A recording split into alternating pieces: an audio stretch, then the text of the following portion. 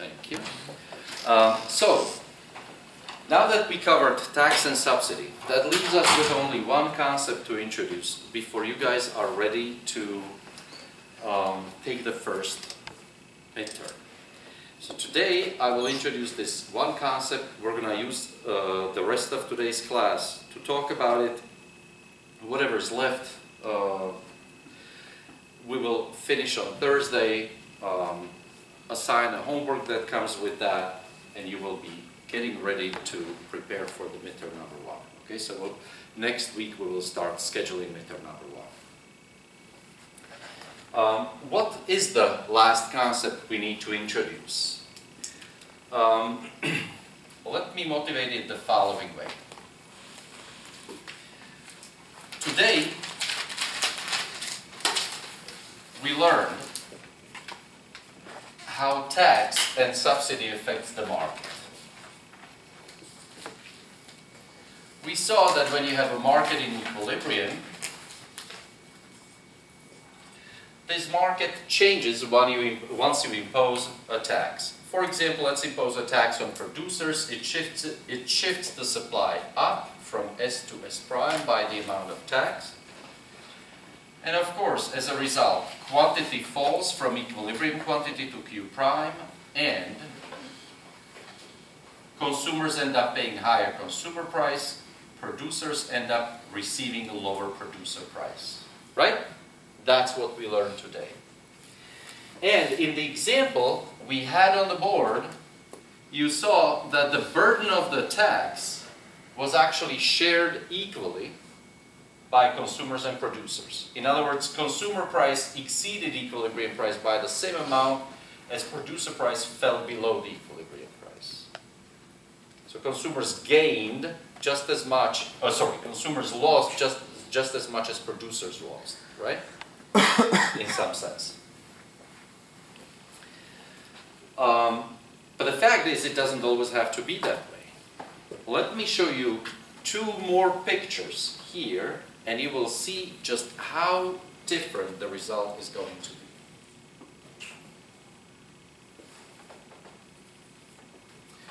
In the top graph, in the top market,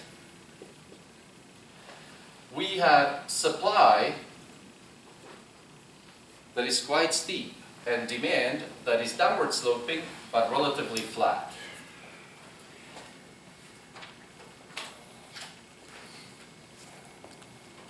This is equilibrium. And let's impose a tax. Supply shifts up from S to S prime, and here's the Q prime. Here is the producer price, and here is the consumer price.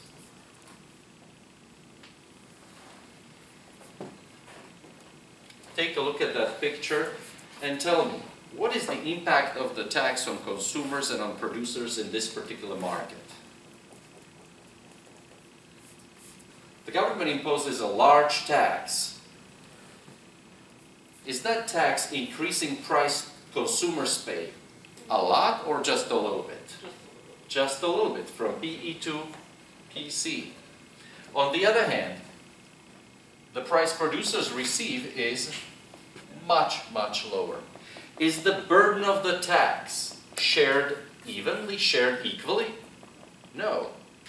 Who bears greater portion of the burden? Producers. Producers here are hurt disproportionately more. Okay?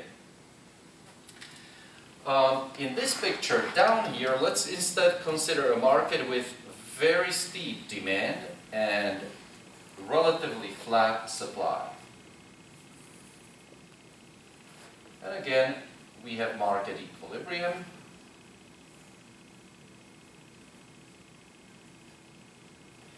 And let's now impose, excuse me, let's now impose a tax, again on producers. That tax shifts supply up by the amount of tax.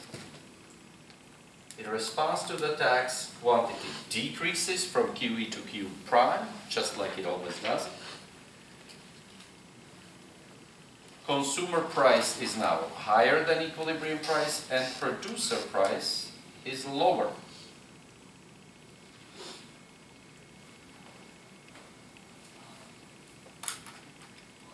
What is the impact of the tax on producers? Does the price that goes to the producer fall a lot or just a little bit?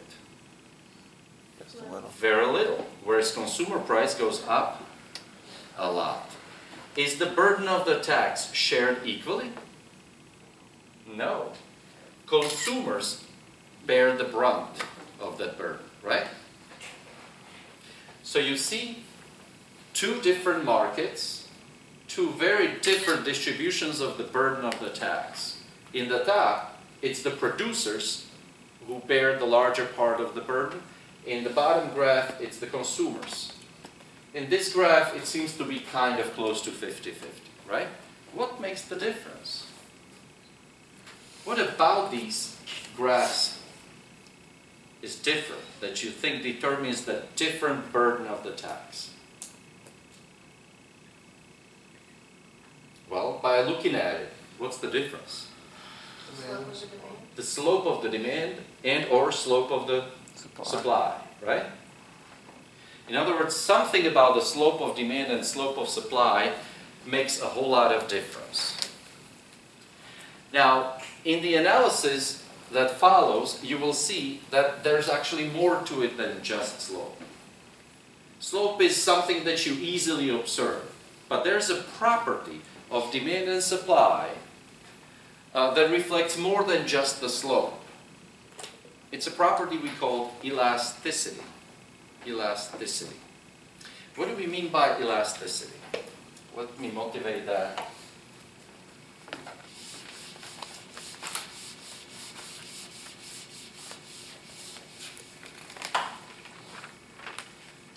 Consider two demand curves.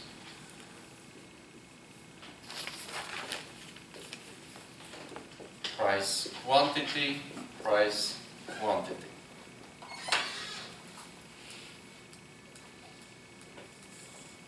Okay?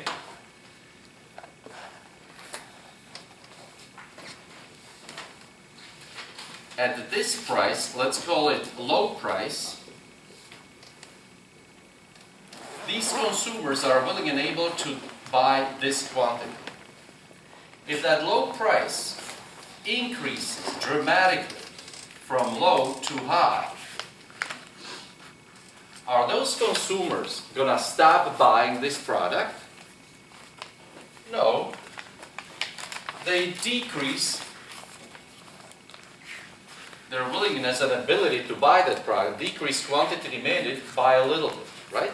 You see massive increase in price resulting in a very small decrease in quantity demanded. That makes sense? On the other hand, in this market, at low price, consumers are willing and able to buy great quantity. But all it takes is a small increase in price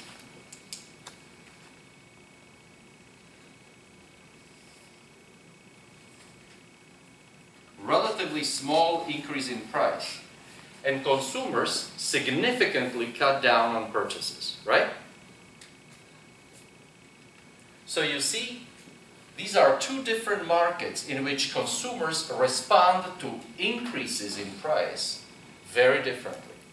Here, rising price, even significantly rising price, barely makes a dent. People just keep buying, right? Quantity goes down very little. Quantity demanded. In this market, however, even a relatively small increase in price significantly decreases quantity demand. In other words, here consumers are very sensitive to increase in price. In this market, consumers are quite insensitive. Their response is really, really muted. Which of these two markets would you say shows an elastic response in demand to increase in price. Where do you think consumers are really responding elastically? The bottom one, right? Absolutely. Here, demand seems to be relatively elastic because consumers really respond significantly to even a minute increase in price. On the other hand, in the top graph, we would say demand seems to be rather inelastic, right? Because consumers really don't respond that much to significant increase in price. Elasticity of demand, guys. Now, does it mean that different markets in the real world have different elasticities? Let's think of the top one, inelastic demand, where price can go up a lot and yet consumers just keep buying. Quantity goes down very little. Which market can you think of? Gasoline? Gas. Would you say that our demand for gas is inelastic? What happened to prices of gas over the period of last couple of months? Went up from what, 330 to how much is it now? 52. 350 something, 36. I've seen 360 around town. So you see we have about a 30-cent increase in gas prices over a period of several weeks. Anyone here stop driving? No, you're here, so obviously you got to school somehow. Do you drive less than you did a couple of months ago? Yeah. You do? You do? A lot less than a couple of months ago. Just because that price went up by 30 cents, you stopped driving. I cut it down and budgeted more. Because of that 30% increase? Sorry, 30-cent increase? Yeah. Okay, so you see, some students actually respond quite a lot. Anyone here barely changed their driving habits at all? You didn't much, right? No. You just keep driving. Absolutely. Well, we used to think that gasoline is the perfect example of very inelastic demand in America. Many people thought that our demand for gasoline is so inelastic that some people kind of thought it was perfectly inelastic.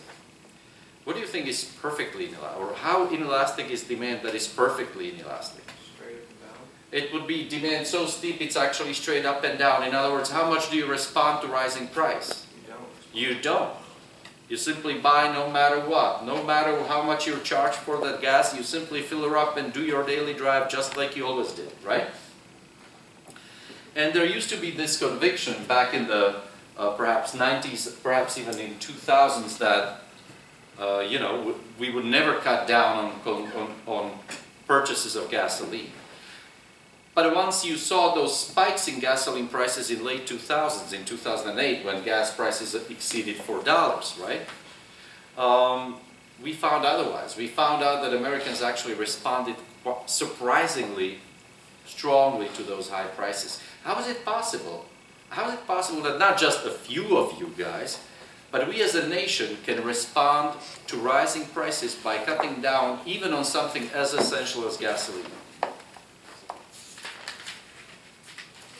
I mean, you don't stop, you can, if you have an alternative mode of transportation, absolutely. More people perhaps start riding buses.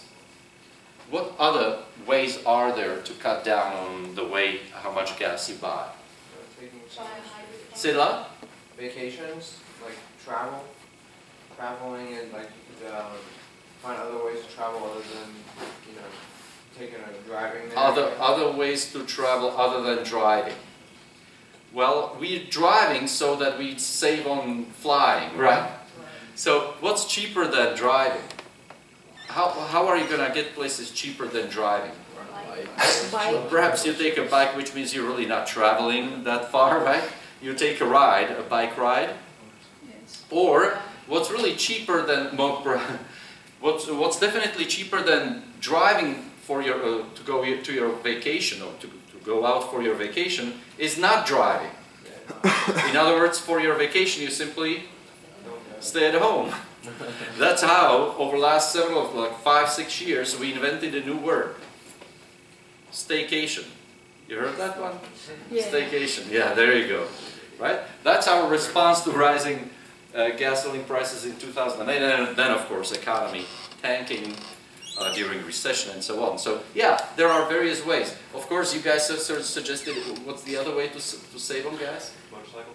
Or buy For example, an electric car. Motorcycle, electric car. Which would be a lot of money, but it'd be worth it. Or if you're driving a truck and you're ready to buy a new vehicle, you don't buy yourself a truck, you buy yourself some Honda Civic, some small. Okay. Does that ever happen? Do you guys remember what that car lot looked like just a few years ago? It was full of trucks. Today, it's full of small cars. Absolutely. So you see, we respond as a nation. We respond to those changing prices in various ways, and as a result, it turns out that our demand for gasoline is not nearly perfectly inelastic. I'm not saying it's elastic; it still may be inelastic, but it turns out there are ways to deal, right, with those high prices and cut down on consumption. On the other hand, can you think of something you're buying that you would significantly cut down on if the price went up just by a little bit?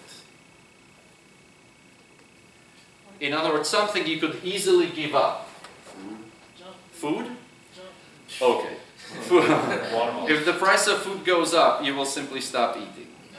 No, I'm saying that specific item. All right. Well, so give me that specific item. Very good. See? Like, they rose the price for McDoubles at McDonald's.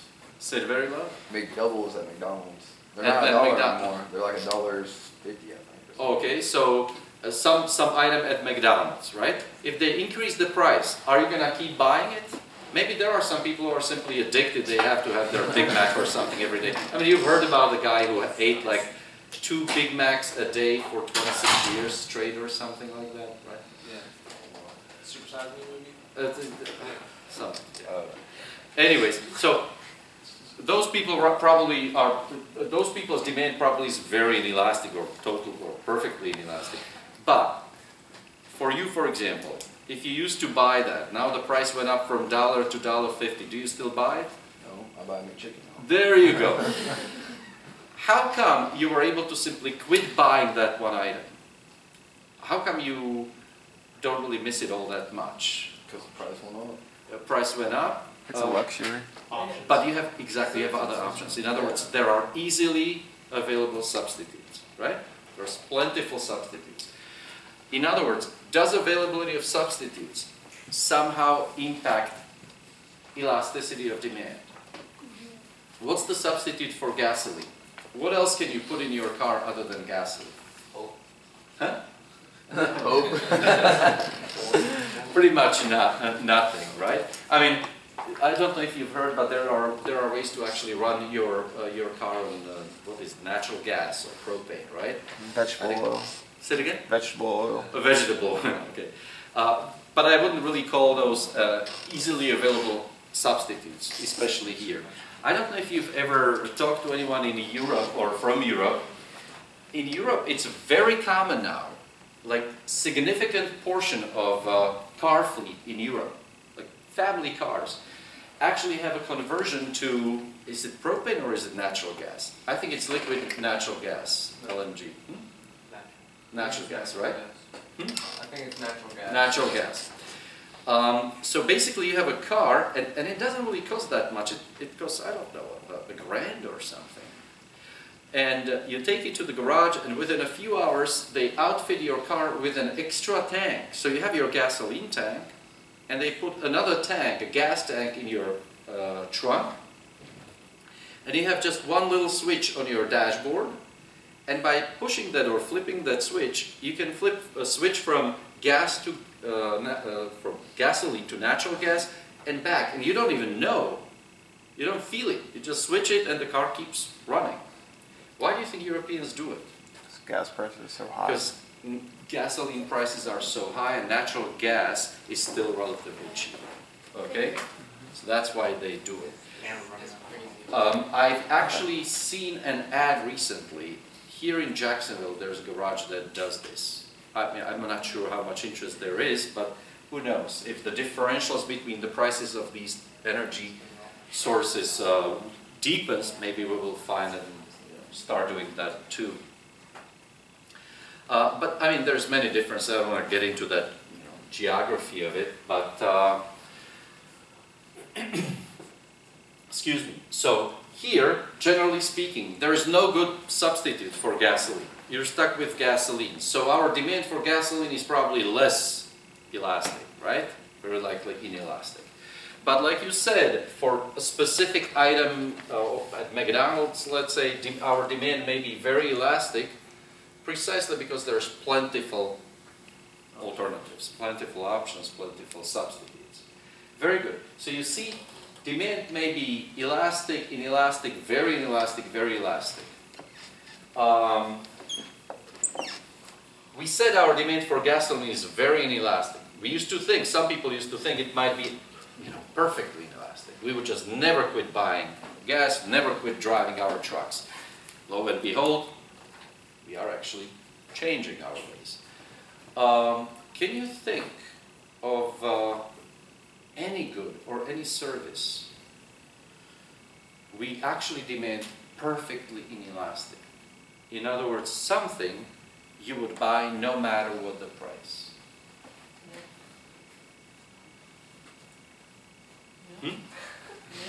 Milk? In other words, you can't live without milk. You gotta have your milk. I have children, so yeah. Oh, there you go. You have children. Your demand for milk definitely is very inelastic, right? Might as well be almost perfectly inelastic. But that's you. Are we as a nation, or we as a market for milk in Jacksonville, is our demand for milk perfectly inelastic? Some of us perhaps, many of us probably not. Could many of you cut down on your consumption of milk? To some extent, possibly. So, demand for milk might not be perfectly inelastic. It may be perfectly inelastic for you personally, but as a market, all of us together, probably just inelastic, right? Can you think of something that each and every one of us tends to demand perfectly inelastically? No matter what the price, you gotta get it. You gotta have that service. You gotta have that good. Electricity. Insurance. Electricity, insurance, Medical. medical. Electricity. I can imagine a lot of people actually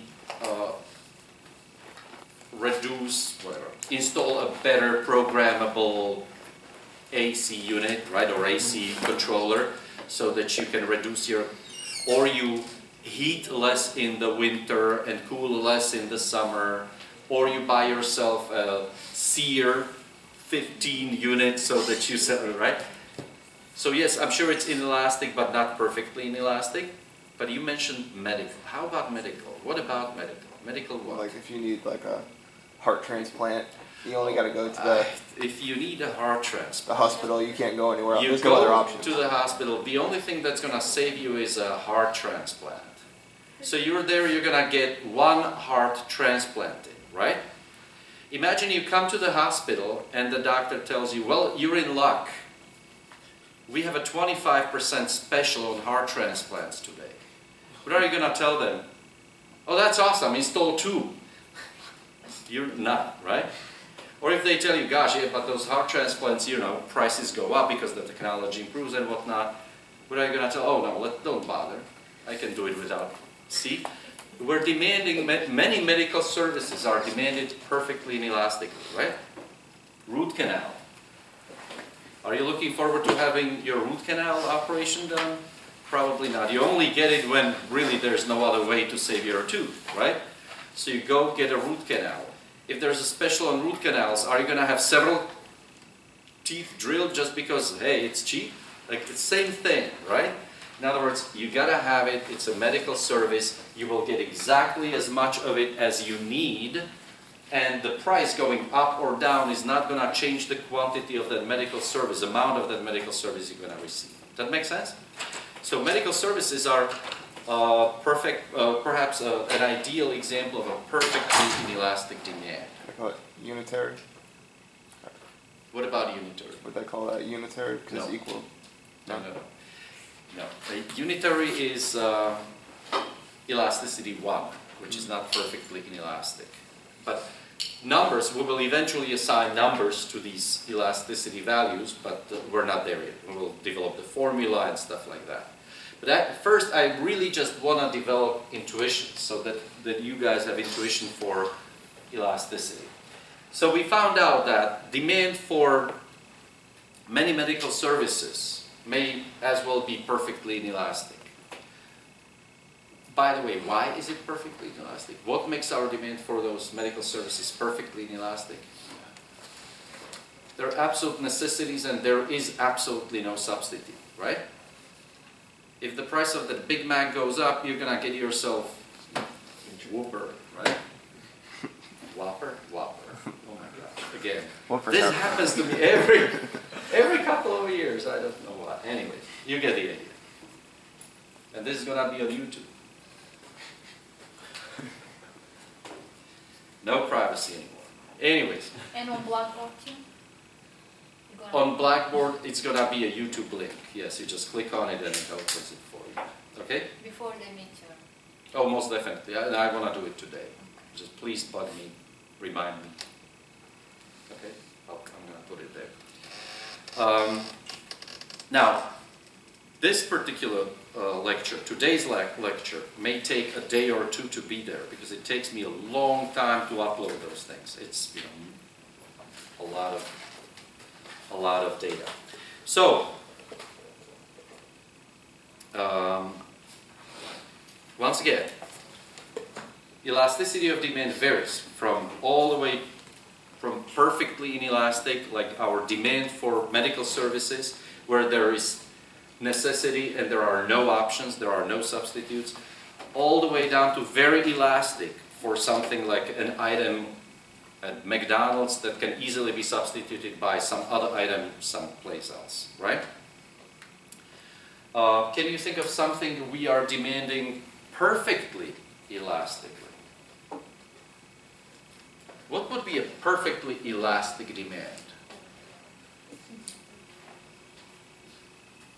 Intuition, guys. Perfectly inelastic demand is when you demand something no matter what the price is. You gotta have it. It's a life-saving operation, right? What is perfectly elastic demand? Air. Something you can... Air. How's demand for air perfectly elastic? Is it something you can live without, you can easily substitute by something else? You wanna die? That's why if you demanded air, if you paid for air, you would pay for it no matter what, you would still have to get it, right? You couldn't cut down on breathing. So that would be perfectly inelastic. But the fact is, there is not exactly, you're not exactly paying for breathing. So, but you're right, it's a necessity. Just like a medical service, it's a necessity, there is no substitute. But we used medical services as an example of perfectly inelastic demand. My question is, can you think of an example of a market where we demand something perfectly elastically? Shoes. In other words, where demand is not just elastic, it's perfectly elastic, like horizontal demand. Huh? Did you say shoes? Yeah. What happens when prices of shoes go up? Price of shoes goes up a little bit. Do you simply stop wearing shoes? You go look for a cheaper pair. That might be the same shoe, but somewhere else. Very good. And ultimately, if prices of shoes are just higher and higher all over the place, you will simply wear the same pair longer until it falls apart. In other words, we decrease purchases of shoes. In other words, we will have a downward sloping demand, right? As prices of shoes go up, we buy fewer and fewer shoes. But that's not exactly perfectly elastic. Perfectly elastic demand would look like this. Horizontal demand. That means it's a demand where at a certain price we are buying a certain quantity. But if that price goes up just by just a little bit, what happens to quantity demanded? falls to zero. We stop buying. In other words, something that you buy at a certain price. Basically something. But if the price goes up by just a little bit, you simply quit buying. Not just you. All of us simply quit buying. Just totally stop. Not that we cut down on purchasing. We simply stop buying. I know, it's not easy to come up. And then, frankly, I don't think there's a respectable example. But the one that comes to mind, quite intuitive one, would be the following. The building is full of vending machines, right? And in several places you have two vending machines next to each other, right? You see where I'm going with that. So you have two vending machines standing next to each other, both of them selling Coke products or something, okay? So you can have a bottle of Coke from here, you can have a bottle of Coke from this one. They're standing next to each other. What's the price of the bottle of Coke? Is it $1.20, $1.20, $1.50? What is the price now? $1.50. $1.50. Okay, so it's $1.50, $1.50. Now, when you approach these two machines, which one do you buy your Coke from? Doesn't matter which one is available, right? If there's somebody standing here, you're going to buy it from there. If there's somebody standing here, you're going to buy it from there. Doesn't really matter. Now imagine one of these days, you come to school, you come to those two machines and you suddenly notice that price of Coke from the machine on the right went up from $1.50 to $1.51. You're looking at these two machines. Which one are you going to get a Coke from? That one. And unless there's a line here, everybody gets it from that one, right? So assuming there's no waiting time, what's going to happen to demand for Coke from the machine on the right? Goes Just up. lowers? If there's a line. Assume no line. Oh. Demand vanishes, right? All it takes is to raise price by 1 cent and you completely kill demand for Coke from the right-hand side machine. That make sense? In other words, at $1.50, there's a certain number of people, I don't know, 100 Cokes are bought from that machine a day, okay? If the price goes up from $1.50 to $1.51, how many people will buy from that machine? Nobody. Yeah, but I mean, I get the example, but that's only true if there's two machines. If I came into school one day and there was just one machine and I bought a Coke from that one machine all the time and it raised up 1 cent, it's not perfectly elastic. You are exactly right. You are exactly correct. In other words, in a different example, demand is no longer perfectly elastic. That's what you said, and that's exactly correct. In this particular example, demand is perfectly elastic. Is it a silly example? Absolutely. Right? I don't think people are going to stop buying at 1 cent. Sitting on I don't think people are going to stop buying at 1 cent just for like that, But you know. it's because the option's there. Why not buy the one on the left if there's no line? Exactly. Save 1 cent. Exactly. In other words, what really makes demand for Coke from the right-hand side machine perfectly elastic in this silly example is that there's a readily available substitute, right? I mean, it's as substitutable as it gets. It doesn't take any time, it doesn't take any effort to simply turn around and buy from this machine, right? Now, of course, you're asking, yeah, but what if there's a line and I don't want to wait in line? Well, absolutely. Then, of course, buying from this machine may be a good deal when it comes to sticker price, but there are other costs associated, like waiting, right? And when you decide that I'm not going to wait here for a minute, because my class starts in 30 seconds and you buy yourself from this machine, right? Yeah. That means you just valued 30 seconds you saved, or whatever, minute that you saved, you value at 1 cent. That's all there's to it. On the other hand, someone who's done with classes can think to themselves, well, you know, I'm going to spend a minute here and it's worth saving a cent. Anyways, but you get the idea, right? So yes, elasticity can vary dramatically among various markets. all the way from very elastic to very inelastic. Why is it important? Because that elasticity of demand combined with elasticity of supply will determine what? How the burden of tax is distributed. In other words, the burden of tax and its distribution will depend on elasticity of demand and supply, not on whether that tax is imposed on consumers or on producers, right? So for example, I don't know if you remember those trials of tobacco companies. I think it was back in the 1990s, where tobacco companies were ostracized and prosecuted for distributing this killing product called cigarettes and getting people hooked. And of course, there were a lot of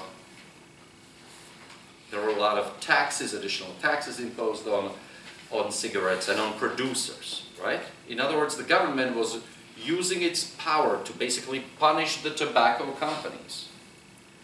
And there was a lot of public sentiment that tobacco companies deserve to be punished. Let's impose more taxes on them because they're distributing this product, and poor smokers, they're basically victims. So we should not tax consumers, we should tax producers. Well, now that we are aware of the concept of elasticity, let's see what happens in the market for cigarettes. When producers of cigarettes are taxed. And again, without numbers, just using a very intuitive analysis. Let's start with demand. Would you say the demand for cigarettes is elastic or inelastic? Inelastic. Say what? Inelastic. Inelastic. Why inelastic? Because of the cigarette smoking is addictive. Bingo. Once you're hooked on something, you have to have it. Maybe you can cut down a little bit, but not that much. Even if the price of that drug goes up, the addicts still have to have it, right? So demand for cigarettes is relatively very inelastic. Supply is supply. We don't have to really worry about how elastic or inelastic it is. By the way, do you think supply of cigarettes is elastic or inelastic? It really depends. It depends on technology, depends on many things. You know that the world's largest producer of cigarettes is Philip Morris, right? It's a Virginia-based corporation. It's a huge, huge company. What do you think Philip Morris would produce if they produced fewer cigarettes? Is there anything else they can produce? Does Philip Morris produce anything other than cigarettes? Okay, guys, I have news for you. Philip Morris is the world's largest corporation in light industry. What do we mean by light industry? Consumer products, clothing, food industry. Did you know that Kraft is Philip Morris? You know, dressing.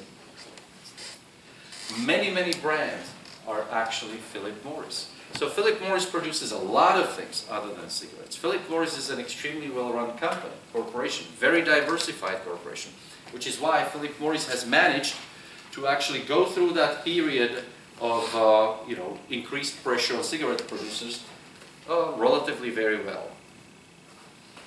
Now, once you impose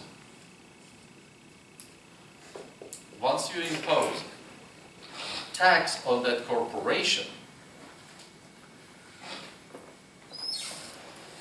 they reduce quantity produced by a little bit because demand is very inelastic. Price of cigarettes goes up a lot. What happens to producer price?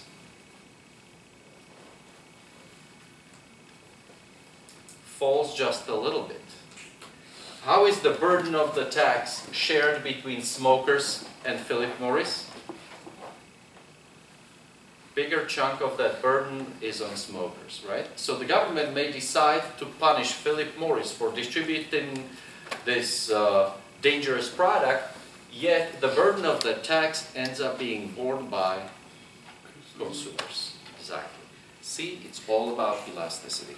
So on Thursday, we're going to introduce elasticity in a more formal way. We're going to calculate elasticity, and we're going to be done. Thank you very much.